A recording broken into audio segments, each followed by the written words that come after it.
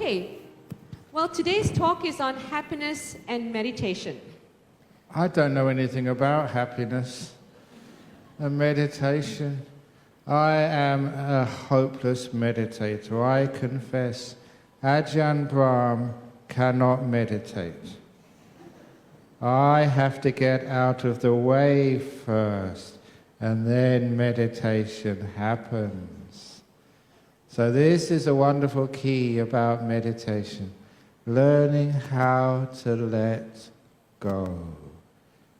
First story, how heavy is this orange juice?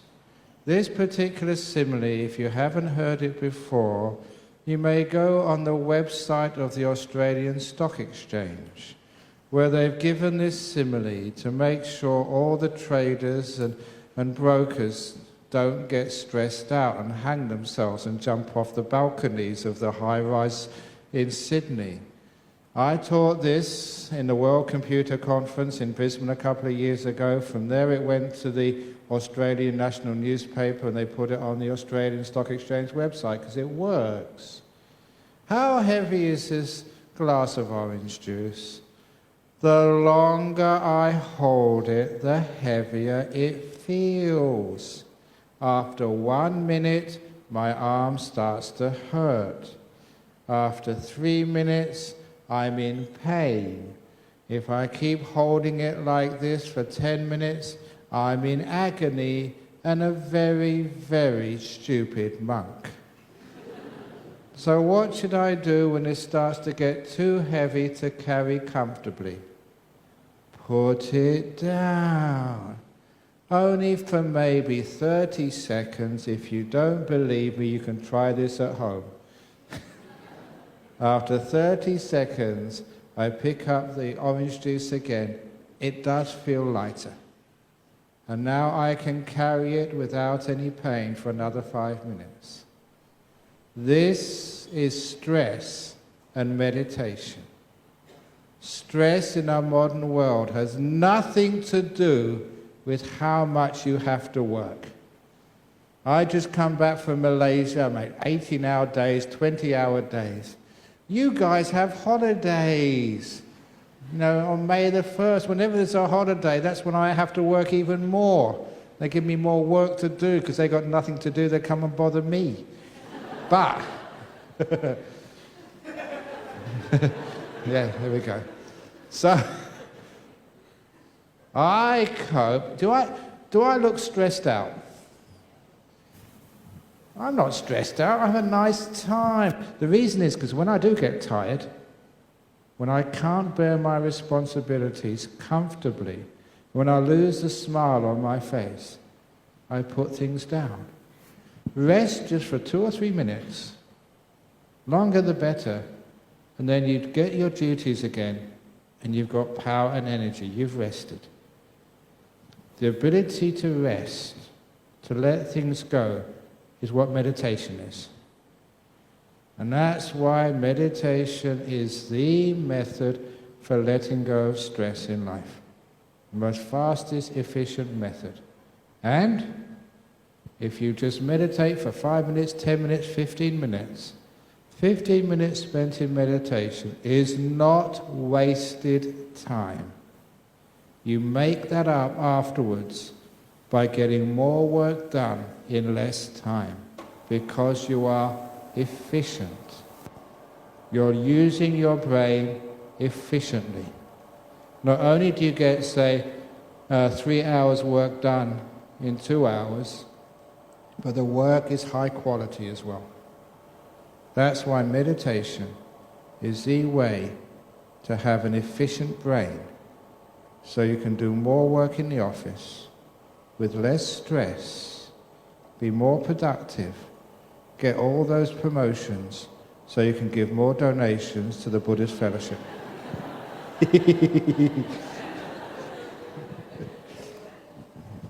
Ajahn Brahm, is there any evidence that meditation really helps?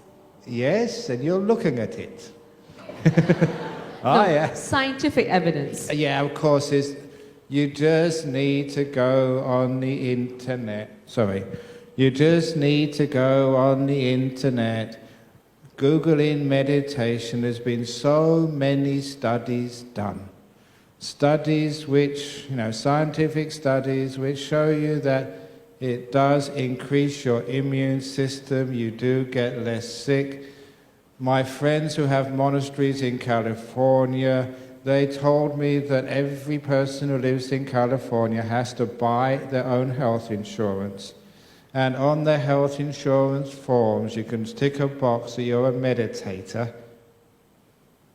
Get somebody like a monk to sort of sign a form that, yes, you regularly meditate, and you get a substantial reduction in your health premium you have to pay.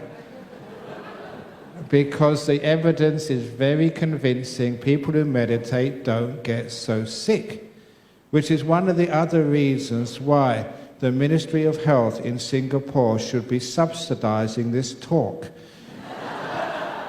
We are saving Singapore Health Service huge amounts of money by teaching you how to meditate, let go of your stress, live healthier, longer without any problems. This talk should be sponsored by the Ministry of Economic Development, because by teaching you how to meditate, you're going to become much more productive as well. Make more money for this country. I shouldn't be telling you this because the Australian government will get upset at me for lessening the competitiveness of Australia. But it actually works. It also, there was a lady over in, I think it was in Harvard, I forget her name now, but she was following meditators for 7 years. She gave them CT scans of their brain. From when they started, 7 years later, she actually noticed. The evidence was convincing, not just one people, but many people, comparing it with a group who didn't meditate, the control group. Your brain gets bigger. She noticed a significant increase in the size of your cortex. Literally, you get more megabytes, gigabytes between your ears. So that's science, it's there. And there's so many other pieces of research. It was Wellington Public School in UK a couple of years ago introduced meditation as a compulsory subject once a week for every child in that public high school in UK.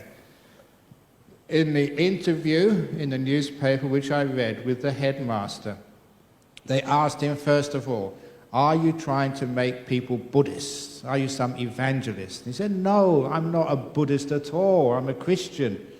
But he said, the evidence is there. I've read it, it's very sound science. If you meditate, you get much higher academic performance. I'm only doing this because my job depends on the academic performance of the students in this school. I want to increase that performance, that's why I teach them meditation as a compulsory subject once a week. Not religious, but just practical, increasing your academic ability. That is also well proven.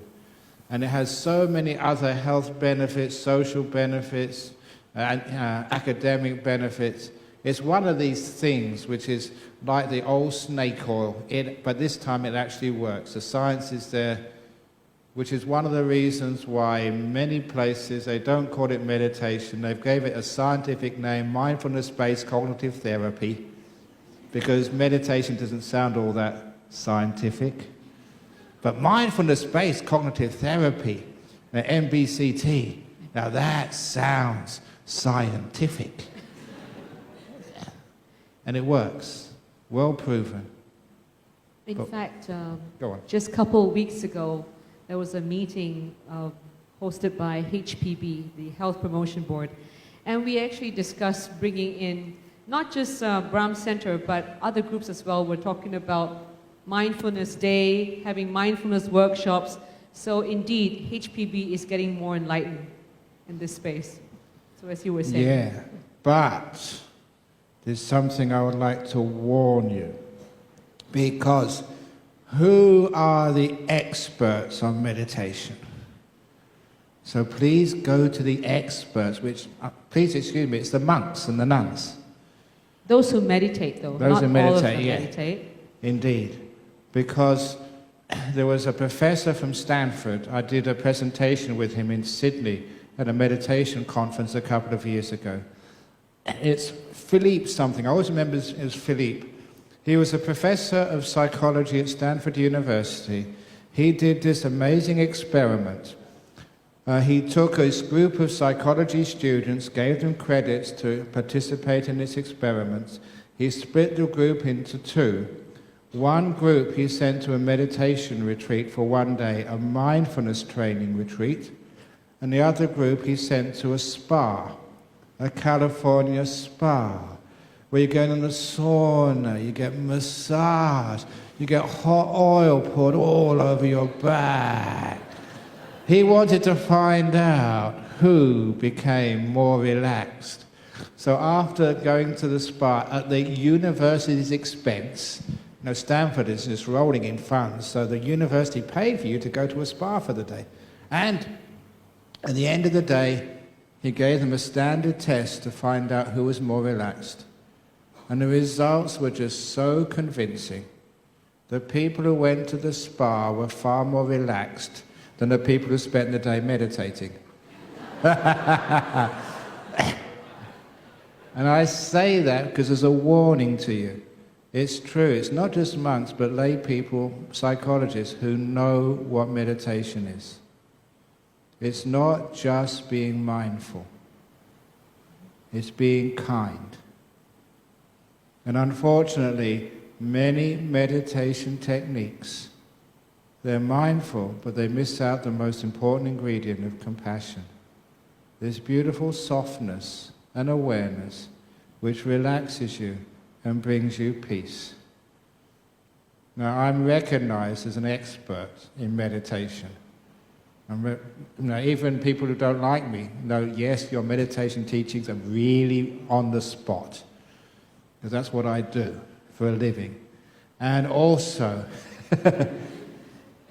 you know how to teach people how to relax, to be mindful and to be kind. That is the key.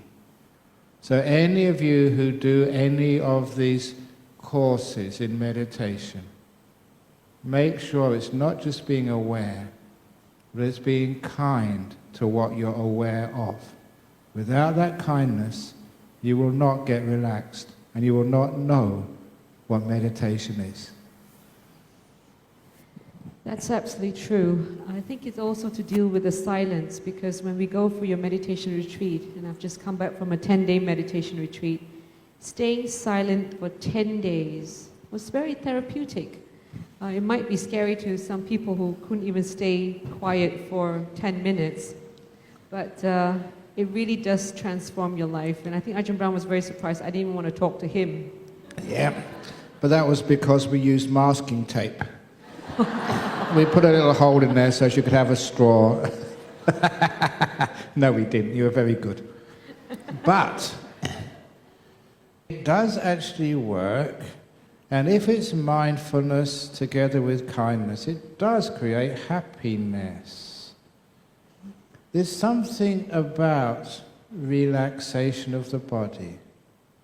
When you're really relaxed, maybe you have been to a spa, you've been in a sauna, you've had a hot bath, or maybe you've been on holiday, and you're just laying down there by the beach, with your mobile phone thrown in the ocean. Nothing to worry about, nothing to do, perfectly relaxed. How does that feel? That is a form of happiness which sometimes you crave for. This beautiful body, totally relaxed, totally at ease. Just look at how I'm sitting. Well, I feel so nice. Now that's the pleasure of relaxation of the body. And it's amazed how many people don't know how to relax their own body, which is one of the reasons you get sick and die young. I'm over 60. The last time I went to see my doctor was about 20, 30 years ago, I think. I'm incredibly healthy. And the reason is, I know how to relax.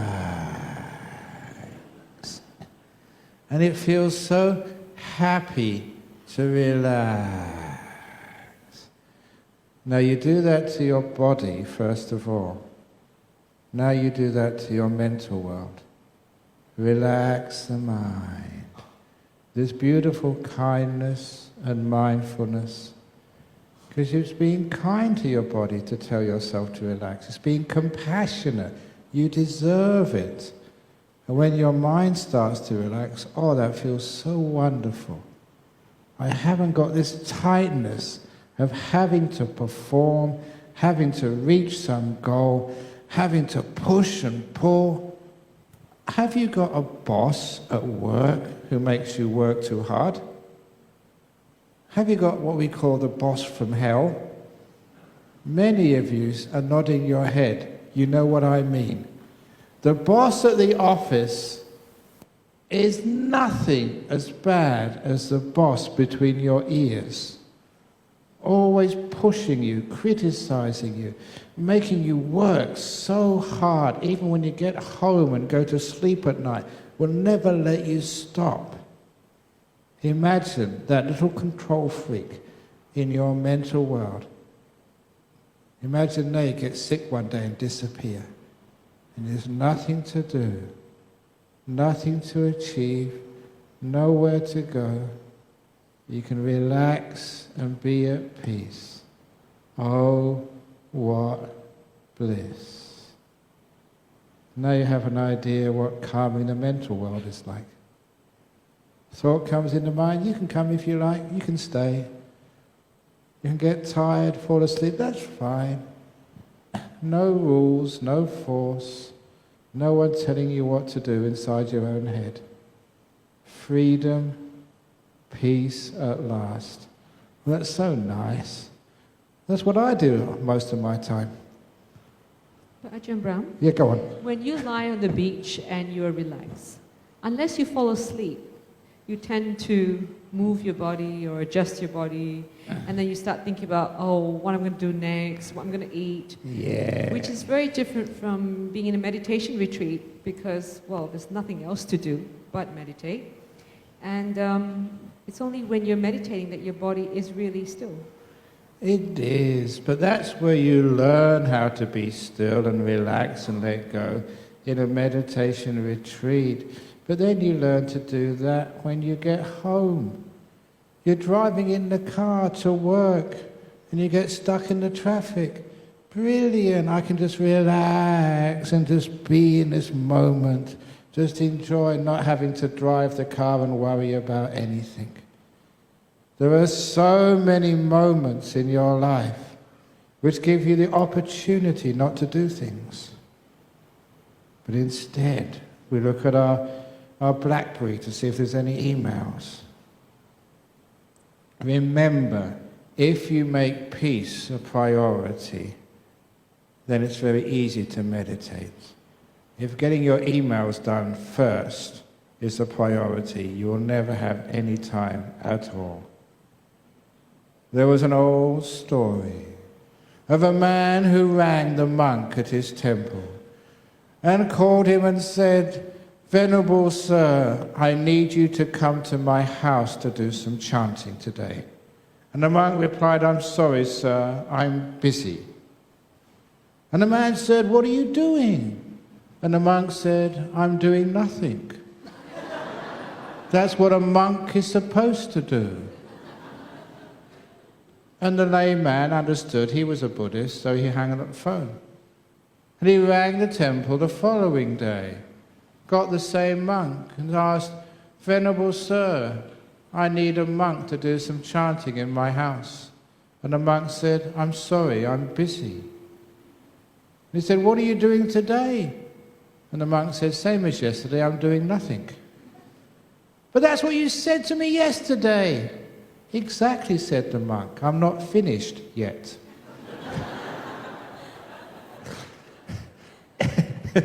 If you understand that story, you understand how to meditate. Please give doing nothing priority. Get that out of the way first. And then afterwards, once you've relaxed, then you can really perform. Get heaps of work done. High quality, no stress. But get nothing out of the way first. And then everything else falls into place. For most people who are trying to meditate or were meditating, find that the thoughts keep arising, and therefore they don't have a lot of peace when they're meditating because things keep popping up. And you either go back to the past or into the future, or a whole lot of conversations. So how do you deal with that? Okay, this is the first example of meditation, which is what she was asking me to talk about. The first reason why we can't relax is because we worry so much about the past, are so anxious about the future. So it means you can't relax. So the simple technique is when you close your eyes. You can do this when you're going to bed tonight, if you like. Laying down, relaxed. Imagine you are carrying 2 heavy bags. Either you're going overseas, I travel a lot, I see people with these really heavy suitcases. Or you may be going shopping, you have these 2 heavy bags. Okay, I'm going to ask you to stop there, please. Let's do it right now. How's that? Would you all like to do it right now? Okay. I suppose we better. She's the president, so... Okay. How many of you would like to do it right now? Very good. Okay, here we go. Okay. That's enough. We're going to do it anyway. It doesn't matter how many people put up their hands. So, don't move as you're sitting now is good enough. Just close your eyes. Just relax the body. Now imagine you're carrying 2 really heavy shopping bags or suitcases. And you've been carrying them for a long time. You know what it feels like? Your arms ache and your shoulders hurt. Remember what the times when that's happened before? You know that ache in your shoulder, that pain in your arms because you've been carrying these bags a long time. And you look at that imaginary bag in your left hand. On the outside, you can see the 4 letters P-A-S-T. Because that bag contains all of your past. Not just what happened an hour ago, not just what happened today. All your memories, good and bad, over your whole life. That's the past which you've been carrying around too long. So just like a real shopping bag makes your arms ache, carrying around your past makes your heart, your mind ache.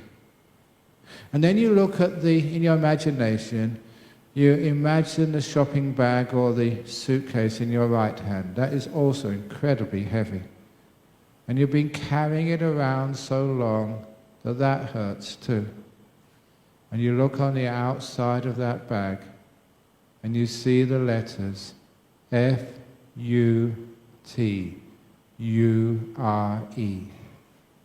Future. That is all your hopes and dreams, your anxieties and fears, all stuffed into that bag called a future, which you've been carrying for far too long. Just imagine how heavy it is. And once you feel the pain, focus on the bag in your left hand, representing your past. And imagine your back leaning to the left as you lower that bag to the ground, but do it slowly. Imagine lowering the bag, the heavy weight of the past, onto the floor. And when it reaches the floor, all the weight disappears. There's no burden anymore. And you uncurl your fingers from the handle. Straighten up your spine so you can lift your left arm. so it can be hanging loosely by your side, relaxed, recuperating, re-energizing. You've let go of your past.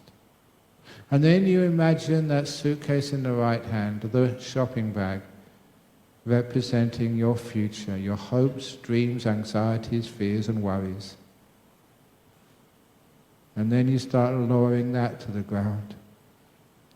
As your spine starts to lean to the right, as it gets closer and closer to the floor, and then that moment, that magic moment, when the burden is relieved, you move your hand away from the handle of the bag, straighten up your back, so your right arm can rest, recuperate, re-energize. You've let go of your future. In those two bags, the past and the future.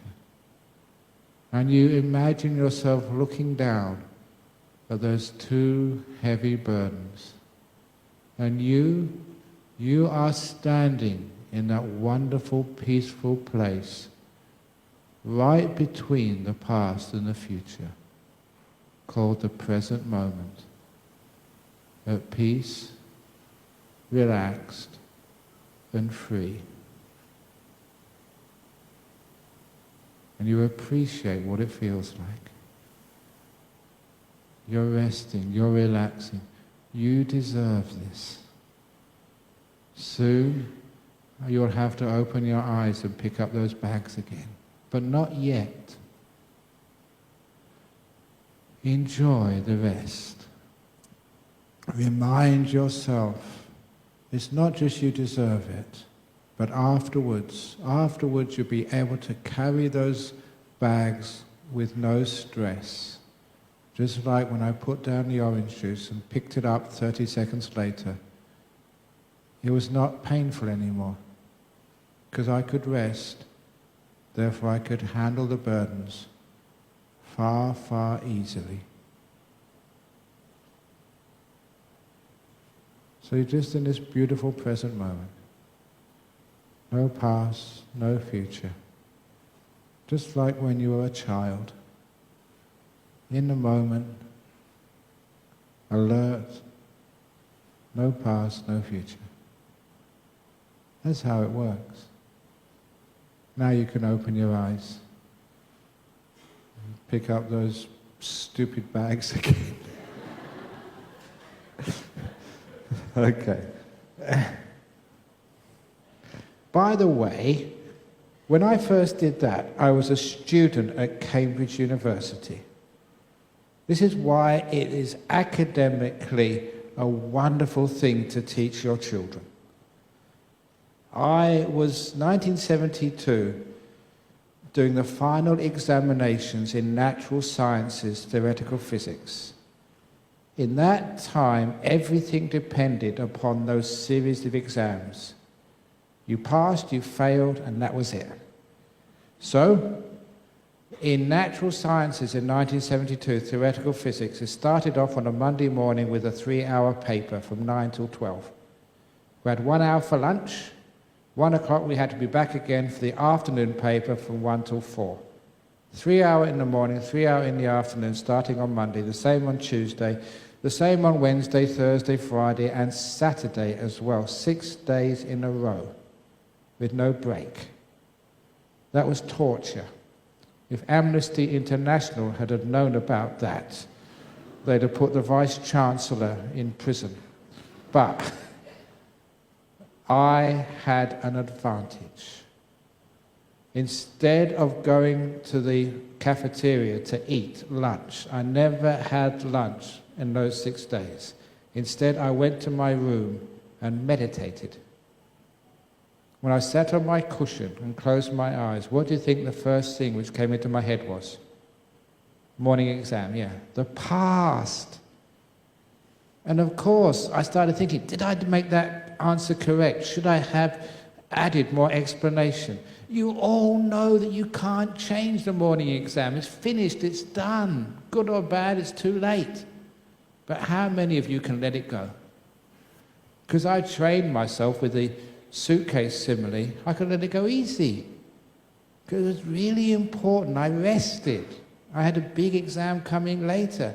If I kept worrying about the past, I would be really hurting my future, as many of you do. So I let that go. The next thing which came into my head, afternoon exam. Let's get the books out, do some more study, just in case.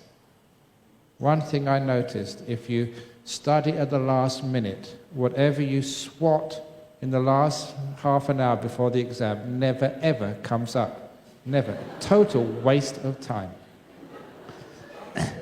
And anyway, I realized I had a big exam coming up in half an hour. I'd better relax. That was the best preparation. How many of you can let go of fear? That was scary. Final exams. But I could let go of that suitcase to the future, put it down, because I realized the importance of just rest. And as soon as I put down that past and the future, the next thing I became aware of, and this was very important for you to understand, my body was shaking. I was nervous. I never ever thought of myself as a nervous person, but this was a high-stress situation. I thought my life depended upon these examinations. If only I had known at the time I was going to become a monk, I would not have worried so much. We didn't know that at the time, so my body was shaking. But when you realize the physical problems, it's very easy to relax them, to let them go. A lot of people's health problems come because we're not aware of our body. The heart flutters, the lump in your breast, the problems in your brain. We're so busy with the past and future, we don't know what's really going on in our body. So we don't know how to relax and deal with it. As soon as I noticed, I had mindfulness of the body, and I was shaking, it was very easy to relax. The body relaxed. And the last thing I noticed, only half an hour meditation, was another very important thing for you to know here in Singapore. How tired my brain was. It was exhausted. It had just done a 3-hour paper in very high mathematics. Very stressed. And I never realized how tired a brain could be. It's one of the reasons why people get grumpy, angry, and have many other emotional problems. Somebody asked me in Kuala Lumpur, I get angry, can you please give me a way to stop my anger? And I said, get more sleep. And that was a very profound answer. If you slept more and relaxed more, you wouldn't get so angry at others, and they wouldn't get angry at you. You'd feel better, you'd be healthier, you'd be happier. So many emotional, physical problems come because of chronic tiredness. Many of you got used to it. You take it for granted, but you are exhausted sometimes. Actually, a lot of the time. You don't know how to relax and rest. So I saw my brain was really tired. The way I described it was like a used tea bag. Had no essence, no oomph in it anymore. And all I needed to do was to keep it still. And I saw all this energy coming back again. After half an hour, that's all it took. I was bright, relaxed, as if you'd just woken up in the morning after a really good night's sleep. And I went into those afternoon examinations. My friends told me this, only afterwards, because you don't talk to each other on these big exams because you're competing. You're competing with your friends. It's a terrible thing to do. But at the end, they said, what the heck were you doing? Because you went into every afternoon exam smiling. Some of them thought I was cheating. I found out the papers and I was cheating. That's why they thought I was happy. And it wasn't. It was because I'd been meditating. That was why. And I did really well. And that was my examination technique. teach it to your kids or anyone else in university or at school, my goodness, it works. You clear the mind, energize it, and it's powerful. But letting go of the past and the future comes first. Yeah, you put your thing close to your mouth. Go on. No, here you go. Ajahn Brahm, now that there are lots of places you can go and learn meditation, develop mindfulness, so what is uniquely different about Buddhist meditation then? There's nothing really uniquely different, but except that, we've got the full package. Look, we invented it 2,500 years ago, but like being Buddhist, being kind, we never got the patent. Anybody do it, and it's very good. But basically, we are the experts. And if you go and see a doctor, you want to go and see the professor at the university, the ones who just really, it's their life's work. That's why, the real great teachers are these monks and nuns, who've been meditating for years and years, and you can actually see the result. So Ajahn Brahm, what are the lights that you see in your mind? I mean, you call them nimitta, but where do they come from? Okay, you're getting into deep meditation now, but I'm going to stop you and go back a bit. Because it's not just being in the present moment, it's also learning how to be silent, stopping those thoughts. And a lot of times people have told me they can't stop thinking. I did this at Kongmeng Sun one lunchtime when we had a meditation session for executives just for 1 hour. People who just came, extended their lunch hour to come. And I wanted to teach them very quickly how to stop thinking. And I'm going to do the same exercise with you right now. I've already taught you how to be in the present moment. This is how to be still inside. Because as I'm speaking to you, I want you also to notice your reaction inside your own mind as I'm speaking. Because as I'm talking to you, you will begin to notice that there are some spaces between my words. In those pauses, what was going on in your mind? You were silent. You were aware with no thought going on. That, there it is again, the silent mind. Doesn't that feel amazing? Wow. I can meditate after all.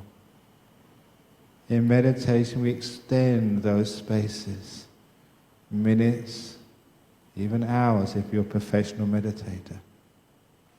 Imagine what that feels like. Bliss, peace, wow. That's where you start to really get into meditation, in the silence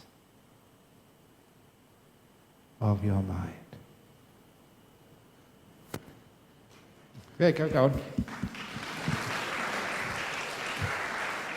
It's a great simile. It gives people a taste of what we're talking about. So what happens next? You get so silent, so still. There's something in my book, The Art of Disappearing. You made the connection between stillness and disappearing. When I was young, going to all these other different types of meditation, I went to a Zen retreat once.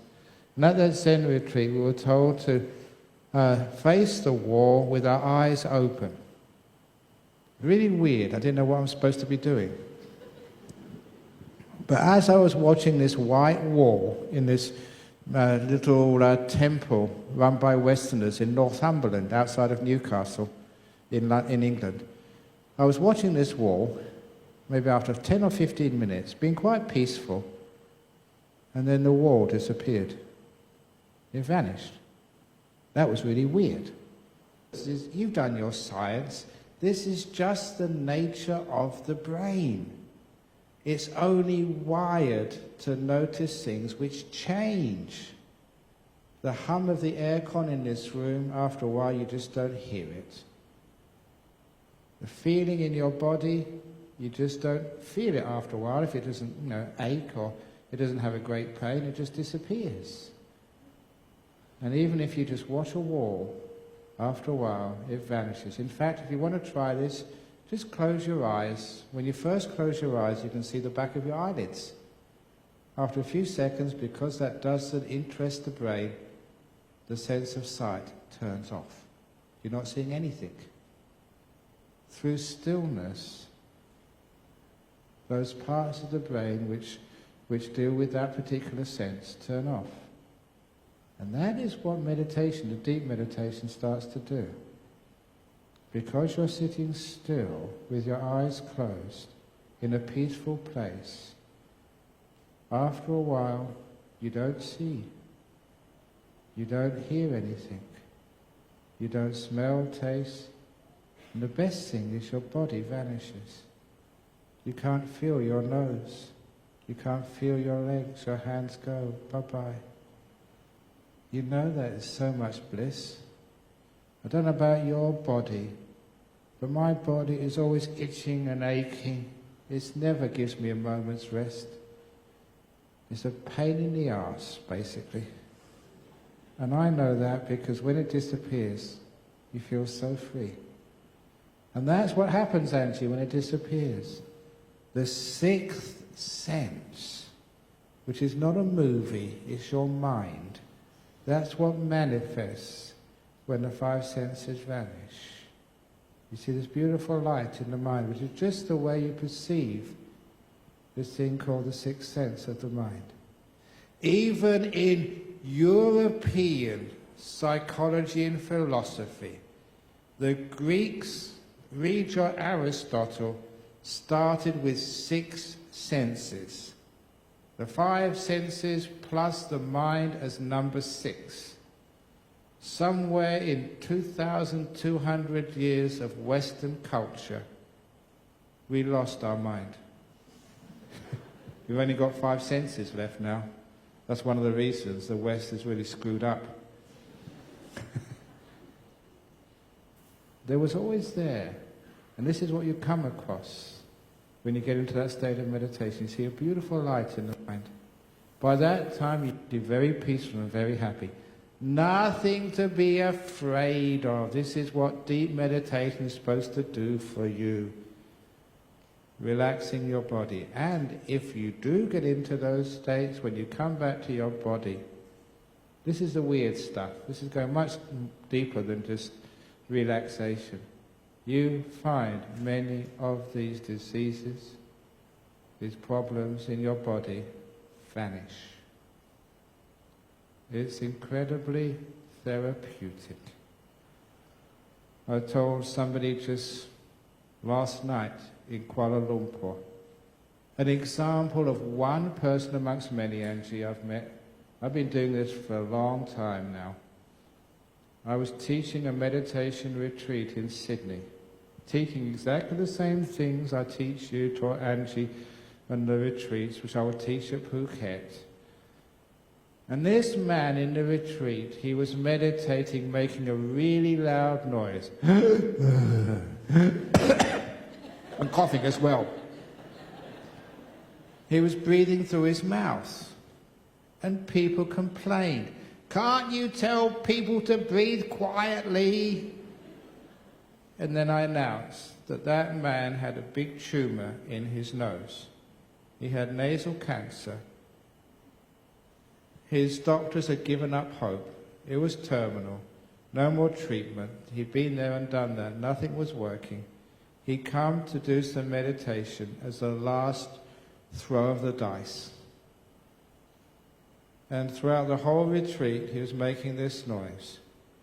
And when the 9 days had ended, he came to see me. He wanted to have a quick interview before I left. She said the last hour or two, while he was meditating, he heard a pop. I remember that's how he said, he heard a pop in his head, and the air could go in his nose again. The tumour had opened up, only for 1 or 2 minutes, then it closed again. And he had to breathe through his mouth again. It was a miracle. No, for months he'd never been able to do that. Now he could breathe through his nose for 1 minute. When he told me that, I encouraged him, but I thought he'd left it far too late. He was going to die. And I gave him up for dead. And about 3 or 4 years later, when I was teaching a small meditation group in Crow's Nest, that's just north of the Sydney, this guy came up to me and said, "Do you remember me?" And I looked at him, I said, "I don't remember you. Have I met you before?" He said, "I was that guy. I carried on. The tumour had completely disappeared. And I'm spending the rest of my life teaching other people how to meditate." That's one story amongst many. It's anecdotal, but it is true. I'm an honest monk. I don't exaggerate. So there are some amazing things happen. And now I know why it happens.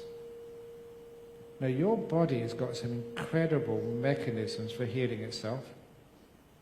The problem is you get in the way. Your worry, your fear, your controlling, you stop things healing themselves. You are the problem. So when you meditate, you get out of the way. You let go. You relax. You stop controlling. You're so at peace, everything relaxes. Give healing a chance. Worry, fear kills more people than diseases do.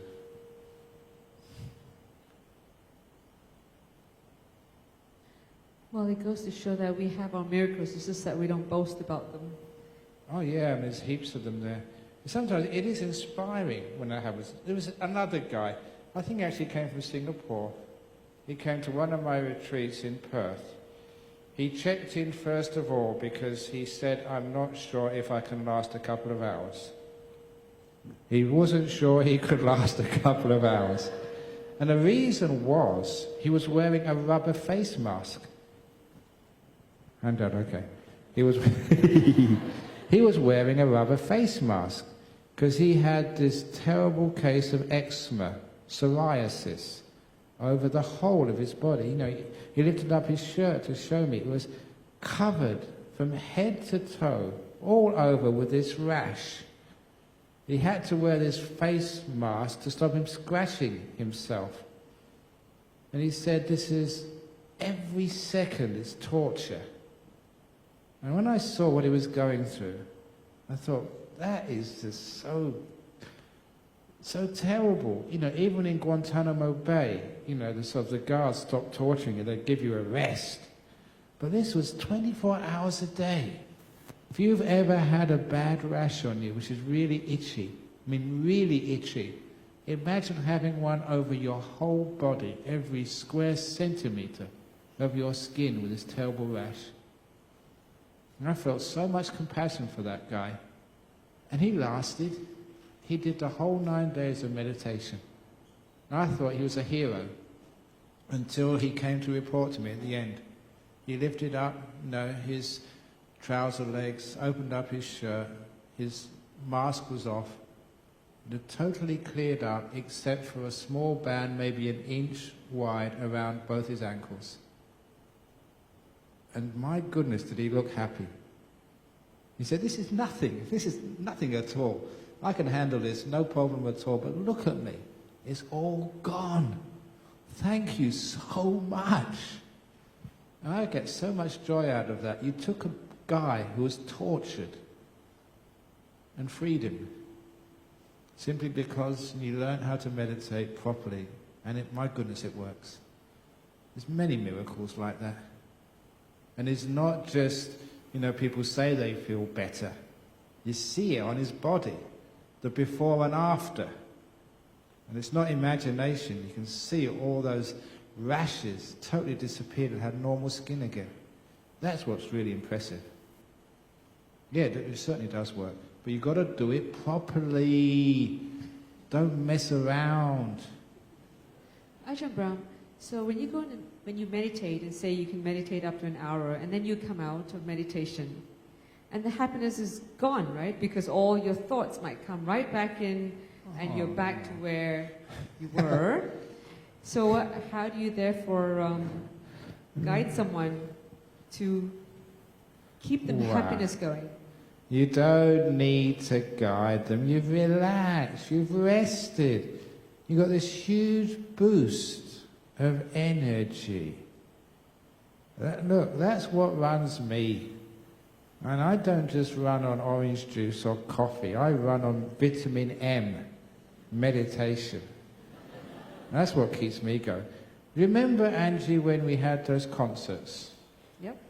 We had these concerts, I forget what they were, the Passage of Time or whatever. I remember once you said, Ajahn Brahma, you have to get here in time because we're doing an afternoon matinee on Saturday. So I managed to get to the airport on the morning flight from Perth, straight from there to the theatre, straight into action. And after you'd finished, you guys all went out for dinner. I didn't have it in there. I was wiped out. I was really tired. And I was worried that how on earth am I going to perform in the evening? All these people were coming to see us. They'd paid money. And I was just exhausted. The night before, I'd been up late, giving a big talk in Perth, doing all the other stuff which I had to do. I was totally exhausted. So I didn't go for dinner. At that theatre, that was a Victoria Theatre, wasn't it? Jubilee Hall? Jubilee Hall, okay. There was one exit which was blocked and locked. So I had a little quiet place I could sit meditation. Only half an hour, that's all it took. When I came out afterwards, I was buzzing. I had so much energy. Anyone who saw me would probably think I was on ice, taking some methamphetamine. They would, because I had an incredible boost of power. And I don't mind saying these things. I did that a couple of days ago. I had this executive retreat for all these big shots and CEOs. They paid 1,500 ringgit each for the day with me. All that is a donation to a monastery over in Perth. Now, if you don't charge CEOs, they don't come. It's just, their nature. So I taught them this, and they really wanted value for their money, so I really gave them hard talks. So how many CEOs were there? 22. 22 CEOs. 22. So just after the morning session, I had a break for about 15 or 20 minutes, and then I had to do interviews. It's only supposed to be 10 or 15 minutes each. And of course, they all wanted 20 minutes, 25 minutes. So before then, I knew I really had to get my act together. Meditating. First of all, feeling this terrible tiredness and sleepiness. And then getting so still you can feel the back straighten up, the energy come in, the power return to your mind. And it was an incredible big boost, like 1 billion watts going through your brain. And then talking to all these people without stop for 5 hours, not going to the toilet, next please, 5 hours, paying 100% full attention to everyone. And that was really impressive. And after 5 hours, give me more.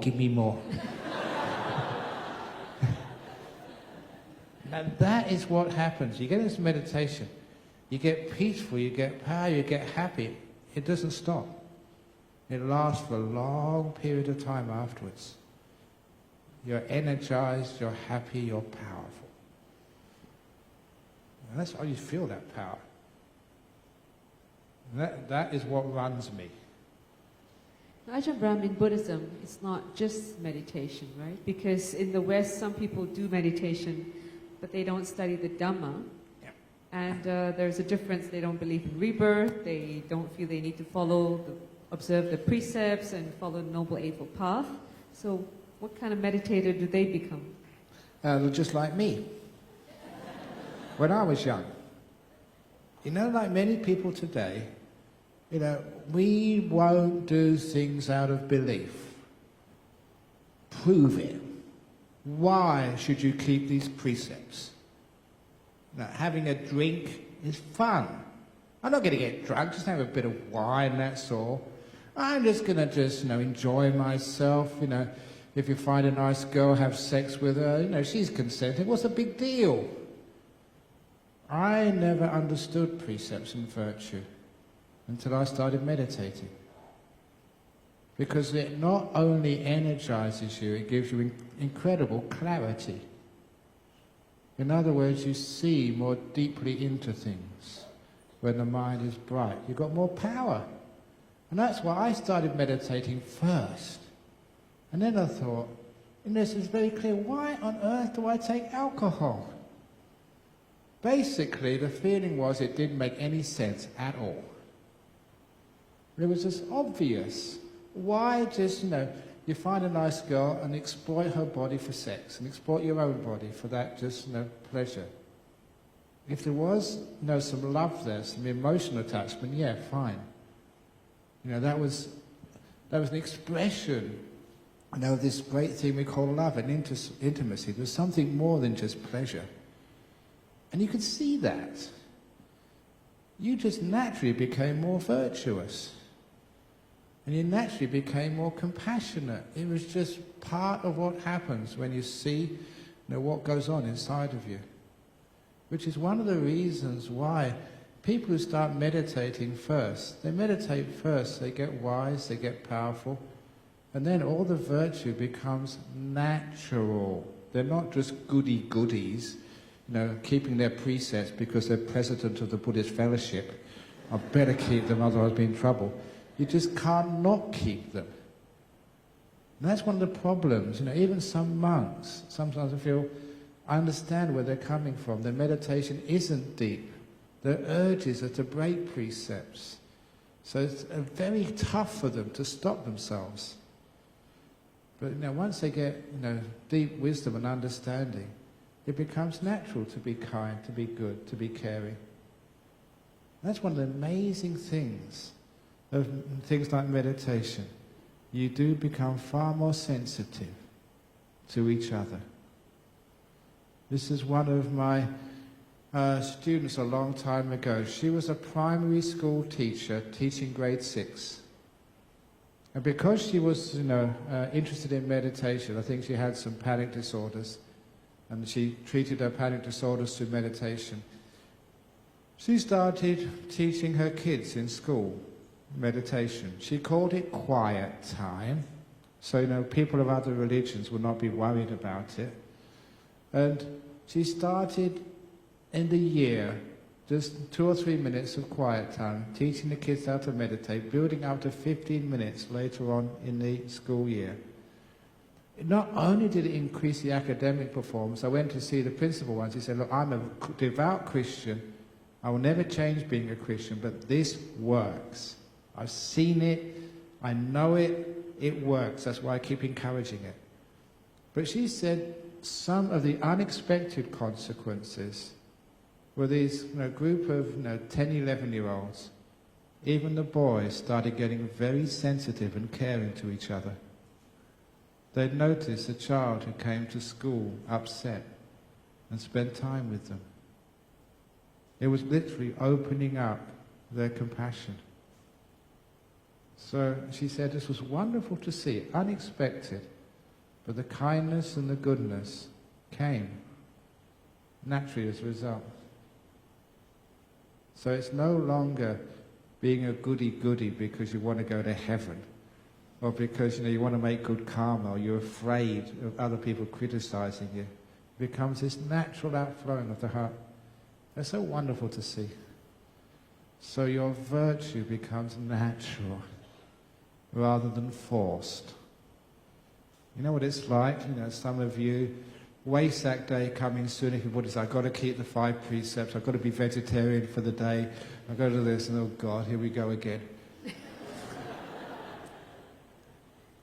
But, if you really get into meditation, you just, I want to do it. And you're really natural, you can't stop yourself doing it. So Ajahn Brahm, how does meditation really take us to the final enlightenment, which is supposed to be our aim as a Buddhist? Okay, now you're getting into the deeper types of meditation, really deep. When you see things disappear, then you know what they are. There's a simile which I developed, because, you got old similes over in the time of the Buddha, but a lot of those similes, they were from that time. A lot of military similes, generals or farming similes, but why don't we make new ones? And so I've been very out there, making new similes to actually explain these things. And the best simile I've come up with, to answer your question, Angie, is a simile of the tadpole and the frog. Once a tadpole was born in a lake, grew up in the lake, spent all its time in the water, and one day someone came along and said about water. The tadpole had no idea of what the person was talking about. Even though the tadpole went to lectures about water, still couldn't really understand what water was. And one day the tadpole went to Abhidharma class about water, still couldn't understand, just theory. But one day that tadpole grew into a frog. It developed legs, and one day little tadpole, she jumped outside of the lake for the very first time in her life and noticed something was very different. Something which had always been there had now vanished. Now she can understand what water is. That strange stuff which is no longer there.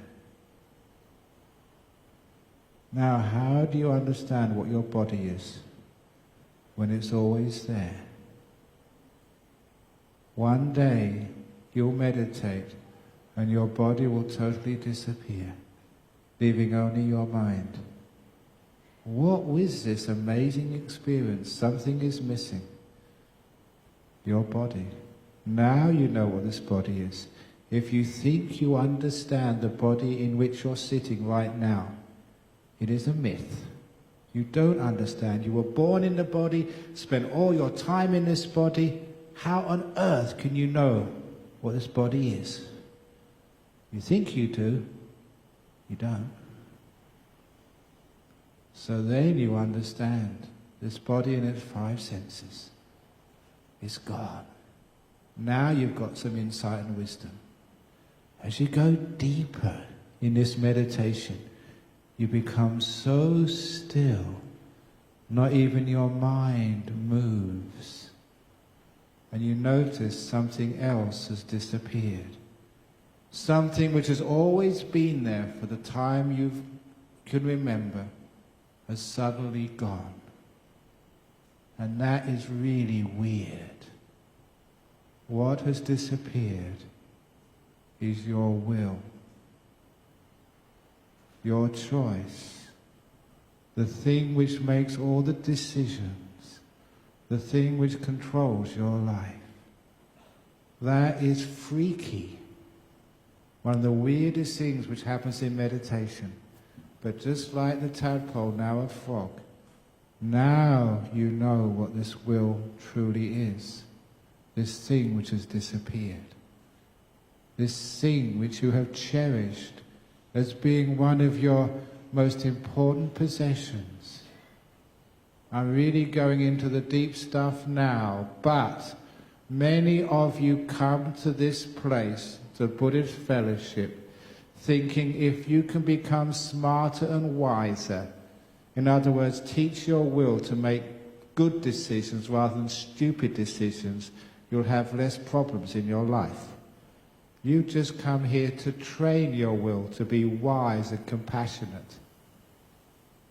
But now you realize it wasn't your will anyway.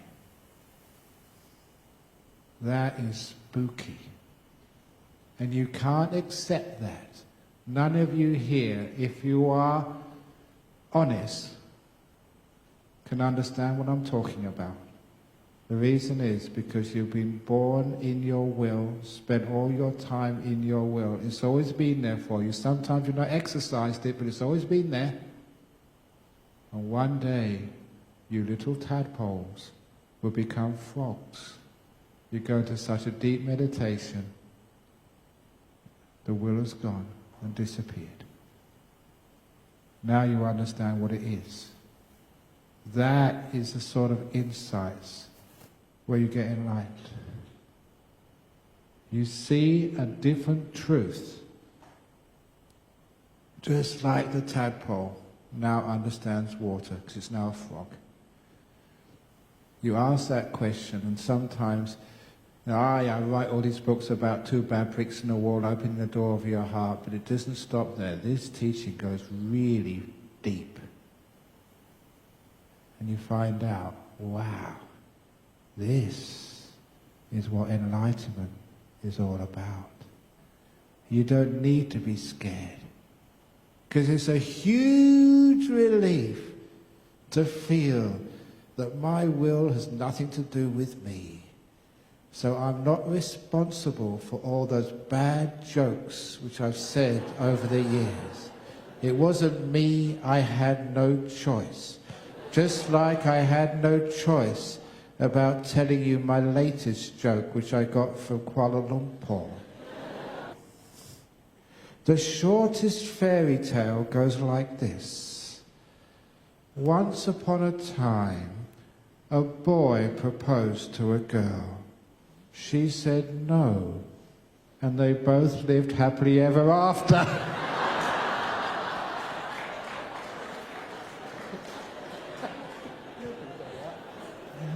Your divorce. That's a good one. The shortest fairy tale has to begin once upon a time, and it has to end with they both live happily ever after. And please don't blame me, those of you getting married tomorrow. I've got no choice. I had to tell you that. And he's warned you. No, sometimes marriages are wonderful. Well, so wow. Okay, You cynics. Yeah, Go take on. a drink. I'll ask you a question. Go on. Ajahn Brahm, I remember you once said that if you've never experienced this art of this disappearing act, you will one day, which is when you die. Because that's when the you have to interesting thing. give up your body, right? And your will. Yeah. Because that's one of the things in this meditation which we teach and people experience this. Did you experience those lights in meditation? I'm not supposed to say. Yeah, you can. Okay. That's okay. But yeah, a lot of people do. The body disappears and they see these beautiful lights in their mind. And it really sort of is weird because the body's gone. It's these incredibly beautiful lights in the mind. And there's something which should click inside of them, because there's another time people see that beautiful light, which everybody sees that light. You've all read or seen on the movies or the TV, read books, NDEs, near-death experiences. There are stories of people who have cardiac arrest and say they floated out of their body, they could remember what was going on, somehow or other they come back to life again and they tell this story. Now this is not a myth. Many, many people from different religions and different cultures experience that and say about that. There may be some people here who've had those near-death experiences. And there's many people who tell stories about them. And there's people like Professor Pim van Lommel who do hard scientific research on them. Peter Fenwick, Southampton University, and there's somebody else whose name I keep forgetting, but he also does research to make sure these are authentic experiences, that what these people see and hear actually happened. They're not making it up. And also there's no way they could have known these things. One of the classical stories, which I was talking again about this a couple of days ago, on one operating theatre, somebody died, floated up above the operating theatre. And this was an old sort of hospital. And so in the operating theatre, there was no windows except very high up, to give some sort of ventilation or some light. And they saw on the ledge, there was a tennis shoe on the ledge by the window, which could not be seen from down below. So when they came back, they said what had happened to them and said, oh, by the way, there's a tennis shoe up there. And they said, there can't be a tennis. This is an operating theatre. We have to have hygiene. It's cleaned. And you can't see it from down below. But one of the doctors or nurses, I don't know what, was intrigued enough to get a ladder out. They climbed the ladder. There's a tennis shoe up there. And that was just one case. Things which you would not expect, which no one believed was there, but which were there, because the patient floated up and saw it. But the other part of the experience, you leave your body, see what's going on, and then you go towards the light. You heard that before? That is exactly the same light you see in this part of meditation. 5 senses vanished in meditation. In death or near death, your 5 senses turn off. That's what Professor Van Lommel found out. He wrote this up in Lancet about 10 years ago, in I think December or January 2001. I got a copy of the article back in Australia. He said what he found out, that these NDEs only happen when the brain stops functioning. It's not just cardiac arrest, but the brain has stopped functioning. And most of that article was arguing this cannot be an experience generated by the brain. It is when the brain is not working at all. That's the only time it happens. This is what is occurring. Can I tell the story of one of my disciples? This is sometimes people get scared. No, can you tell a story about Ajahn Chah? Because I Ajahn Chah. you mentioned his heart even stopped, but he wasn't dead. Yeah, but that was only just the heart stopping. This is brain stopping. That's more important. Well, but this is a bit Ajahn Chah story first, and I have a friend, Greg. He comes number 2. Now, my teacher, Ajahn Chah, he had a stroke. There was excess water on the brain, whatever that's called, but that caused part of the brain to have trauma, and so he was paralyzed, could not speak for about 8 or 9 years of his life. But first of all, I don't know if you know this, all the monks, his disciples, they met together. What should we do? And they said, just let nature take its course. Let him die. He's done enough. But the king of Thailand heard of that decision and countermanded it. No, keep Ajahn Chah alive. Now in Thailand, if the king tells the monks to do something, they've got no choice. They have to follow the king. That's the big shot in Thailand. So, the king was paying for a male nurse around the clock to look after Ajahn Chah's medical needs. And 2 or 3 monks would also stay with him to look after his other needs, washing his robes or whatever, helping feed him. So one of these nights, a couple of monks who I know personally were looking after him with the male nurse when Ajahn Chah stopped breathing. The male nurse started to freak out.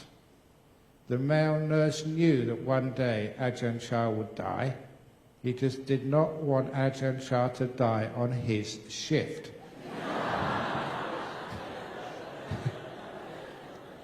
So he wanted to intervene. And the other monks who'd been there much longer said, "No, leave him alone, he's only going into deep meditation." And the doctor said, no, he's dying. He said, "No, he's done this before, leave him alone." And they had an argument, they came to a compromise. The nurse took blood samples every few minutes while Ajahn Chah wasn't breathing. No discernible pulse. And notice a weird thing, during the time that Ajahn Chah was not breathing for a couple of hours, the oxygen level in the blood was constant.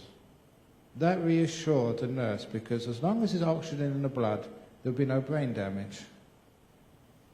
And so as long as it didn't know where the oxygen was coming from, but it was there.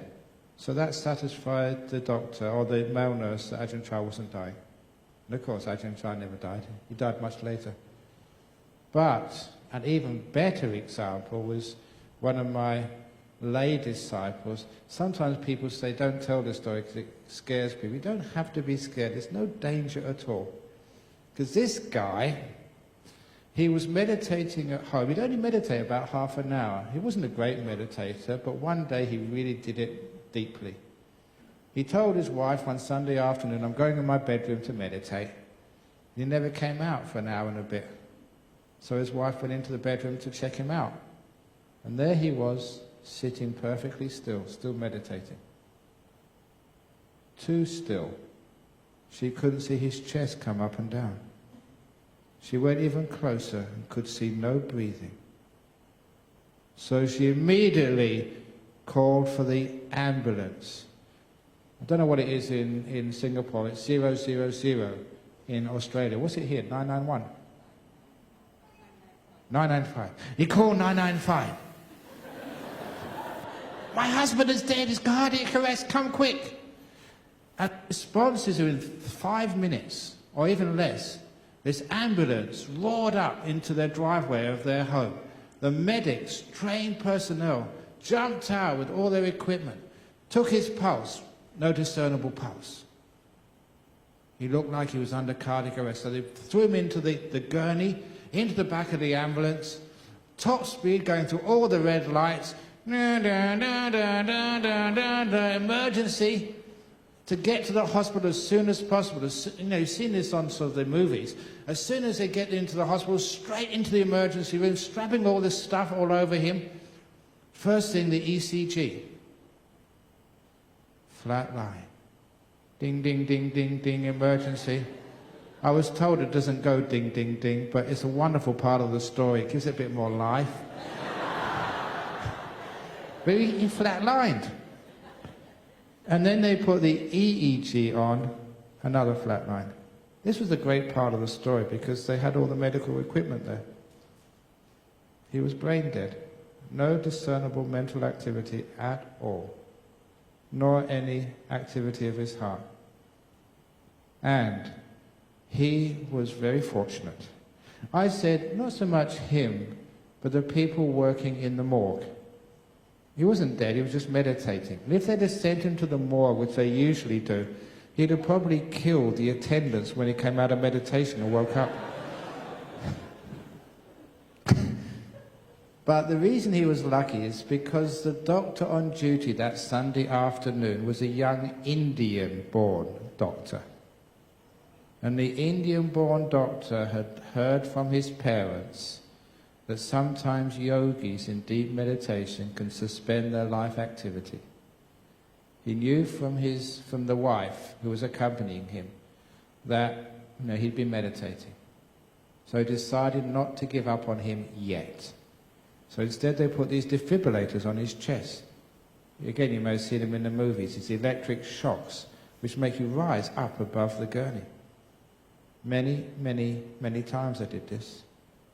Still no beeps on the ECG or EEG. Still flat-lining for, I don't know, half an hour, 45 minutes. Usually you should be dead. But he kept on going. And then, not from the electric shock, but this disciple just decided, time to come out of meditation. That's all. Opened his eyes. Beep, beep, beep. The doctor was stunned. The wife was so relieved. He was just blissed out. And the doctor gave him a thorough examination and said, I can't find anything wrong with you. He walked home with his wife. Wasn't admitted at all, just walked home. It was a wonderful story. He said it was just so much ecstasy and bliss, being so peaceful. Never felt any of those defibrillators, never heard da-da-da-da of the ambulance. And he said the only unpleasant part of it was the scolding he got from his wife on the way home. She really gave it to him. Don't you ever do that to me again. I thought you were dead. Now that's a true story. He happened to get into some deep meditation. But interesting, Angie, and for everybody else, when he told me that story, I knew exactly what he was doing and where he got to. I asked him, how come this time that happened to you? You know what he said?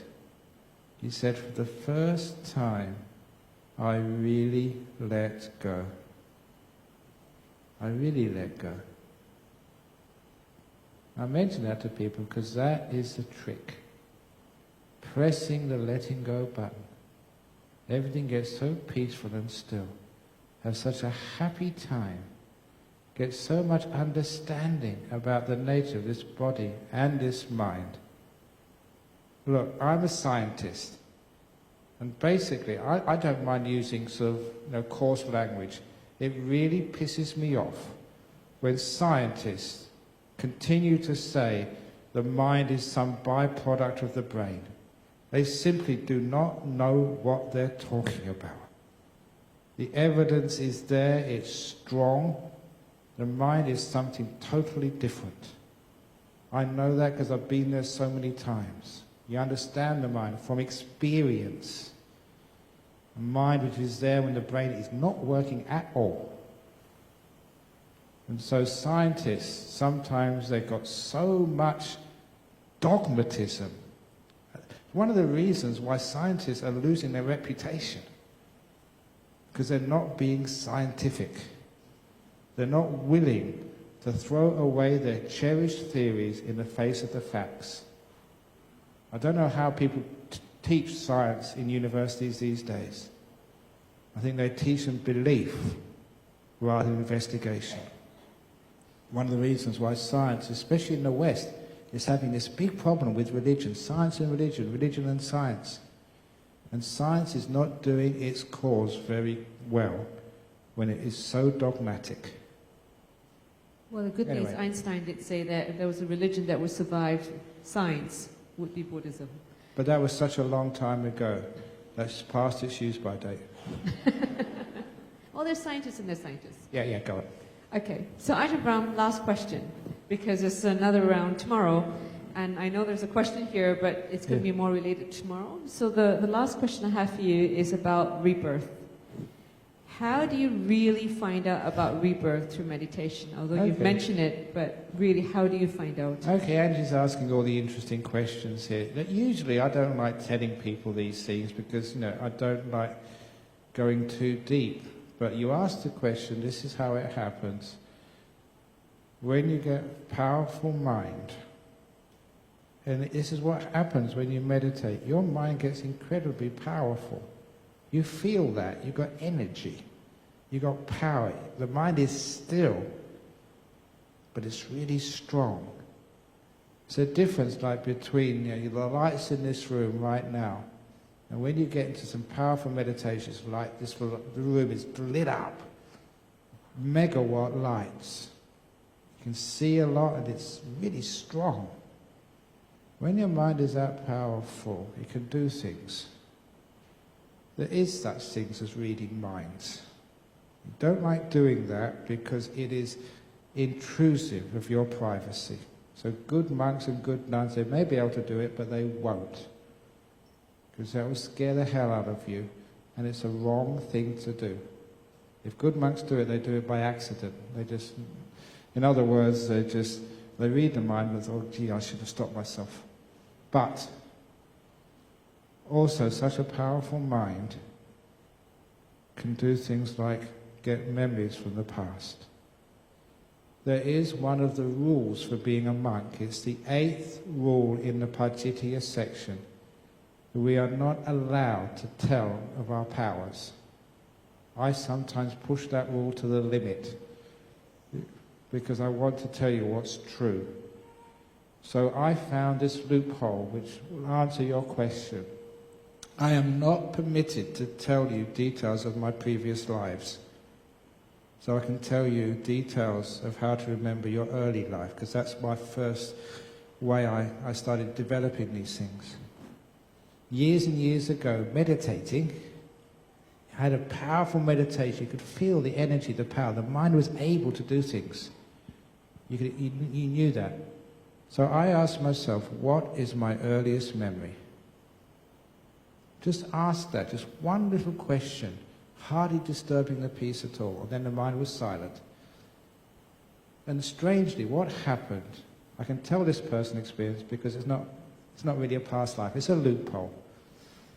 So straight away, a smell came into my nose.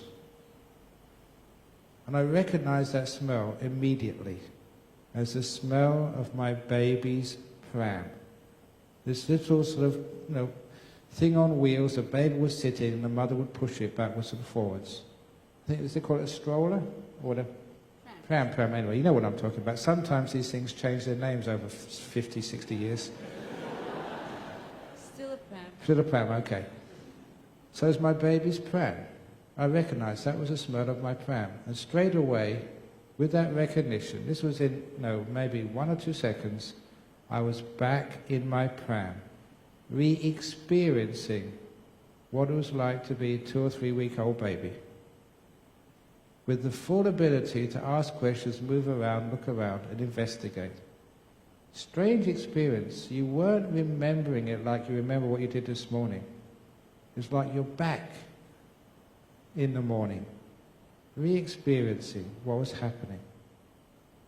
And I investigated my pram, and then I saw my favorite toy when I was a kid.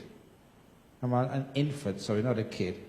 It was a little light blue toy in the shape of a pig, which my mother called Porky. Very original, but that's what she called it. It must have been some beans or some stuff inside because it would rattle. And my mother would walk it on its 2 legs. And I'd love that. It'd make me laugh every time. And there was me in my pram with my little favourite toy, Porky the pig, as maybe 2 or 3 weeks old infant. Now that shocked me. When he came out afterwards, I told a few people, just people I could confide in. And one of them was a doctor. And that doctor told me, he said, that is very interesting because as far as he knew, in the development of the brain of an infant, especially the sensory part of the brain, the dominant sense of a young infant is the sense of smell. That develops first. And I know what that doctor is talking about, because that experience was so strong I can remember it now. That is how infants recognize things. Yeah, they can see, but visual is not the dominant one. Sound is hardly there at all. But smell is so strong. You recognize your pram, you recognize your toy by its smell. Strange, but it's weird because you re-experience it. You know how true that is. And because I have a stupid sense of humor, I tell young mothers, please, when you have a young kid, never ever change your perfume because it will confuse the hell out of your kid. They won't know who you are. It'd be like having a face transplant for a kid. They won't recognize you. So that's what I can talk about, because it's not past lives. But then you ask earlier, please. The mind is like a well-trained dog. Go and get the newspaper, go and get my slippers. It just does it, happily. And now I have to generalize rather than being personal. Otherwise I get into trouble with my rules. The next thing you remember, usually, it's amazing how, I teach this to other people, they do it, is the memory of your time in your mother's womb, floating in this liquid. I can describe that to you with words, but it does nothing to describe the real experience. You're there again. So never ever think that this being in your womb when you're pregnant is not feeling things, doesn't know things. It does. Because you can go back there. Earlier, please. And that's when the interesting stuff starts to happen. you're in the body of another person a long time ago. Now I'll give a warning for you, because often when I've taught this, it can only work when you've got good meditation.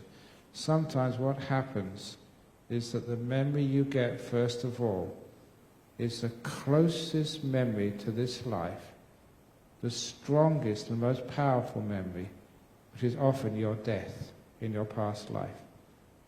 And remember, these aren't ordinary memories, these are re-experiencing it.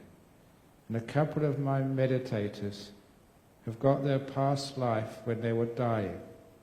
And they said they never want to do this exercise ever again. It was painful, as many deaths are. Now you're re-experiencing that. And it's not pleasant. And many people, right, that's it, out of here. And I don't want to do this ever again. But please, you're missing a wonderful opportunity to discover about past lives, to prove it for yourself, so you have no more doubts anymore. So all you do, if you do this exercise and it starts to work, please, if you get an unpleasant experience, which is often your previous death, immediately say, earlier please. So you can just flip past that painful stuff and go to another memory of your past life. Just quickly say earlier please. And then you won't have the trauma and the pain re-experienced again. You go back to something earlier in your past life.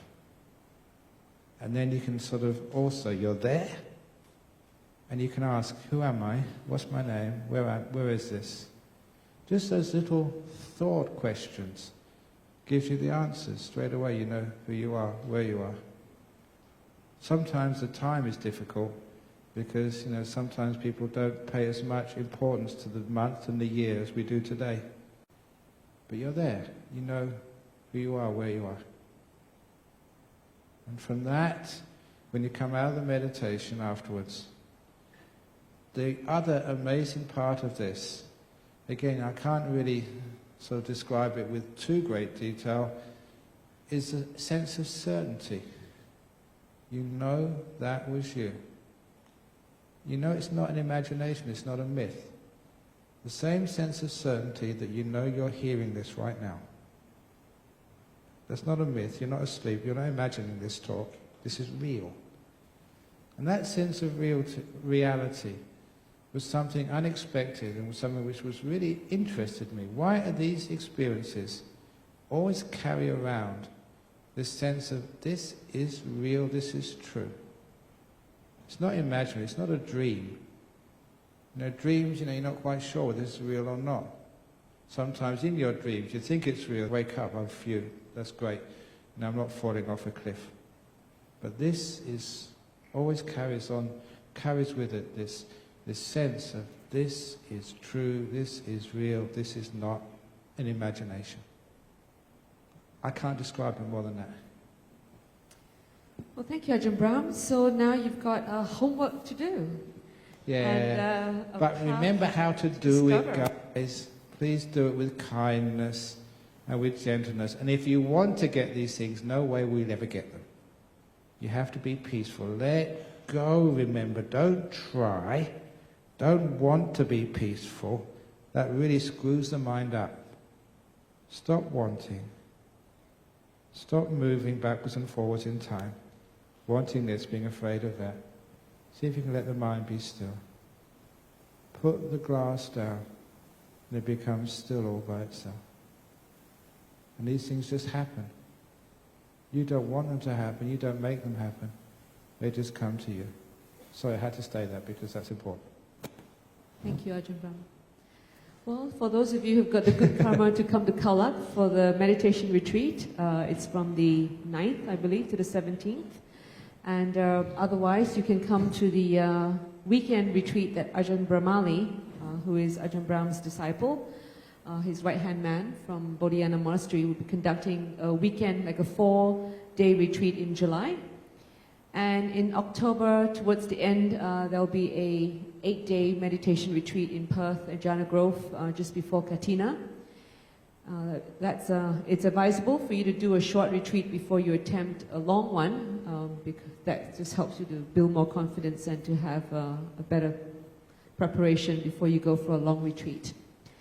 So with that, I think we will end the evening tonight. Tomorrow there's going to be a session on how to apply wisdom to solving problems, or in short called the magic of wisdom.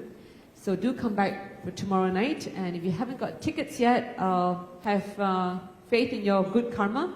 Just come along, and hopefully some people won't show up and you get in anyway.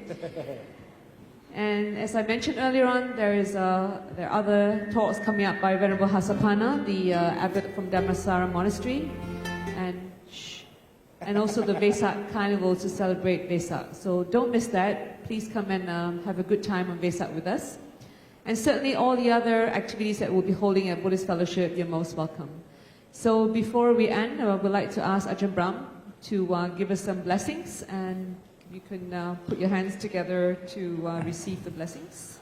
And also remember, when you do get powerful meditation, your mind has such power, the blessings work.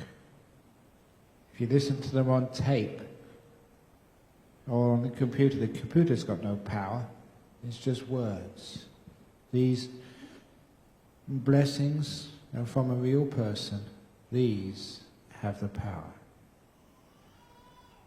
Sabba roga vinimuto, sabba santapa vachito, sabba veramati gando, nibuto chatuang bhava. Sabitio vivachantu, sabbarogo vinasatu mate, bhavanvantarayo sukhi digayugo piwa dana silitsa nichang vuta pachalino chataro dhamma vatanti ayu vano sukhang bala.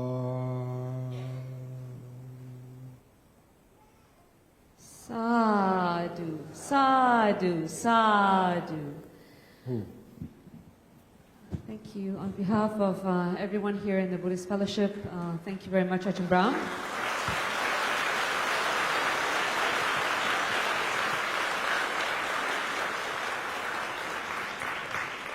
And also I'd like to thank the staff of the Buddhist Fellowship and all the volunteers. Please give them a round of applause as well.